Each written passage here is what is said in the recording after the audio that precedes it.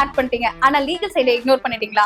இப்ப எல்லாமே ஸ்மூத்தா தான் போற மாதிரி இருக்கும். ஆனா நிறைய பிரச்சனை லேட்டஸ்ட் ஸ்டேஜஸ்ல வரும். என்ன மாதிரி பிரச்சனைன்னு கேக்குறீங்களா?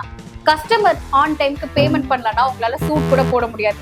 அதுக்கப்புறம் டாக்ஸேஷன்ல இருந்து நோட்டீஸ் வரவும் வாய்ப்பு இருக்கு. சரி, இதெல்லாம் தாண்டி பார்ட்னர்ஸ்குள்ள டிஸ்பியூட்டை எப்படி ஹேண்டில் பண்றது? அண்ட் ஃபைனலி கவர்மெண்ட் கிட்ட இருந்து நோட்டீஸ் வர கூட வாய்ப்பு இருக்கு.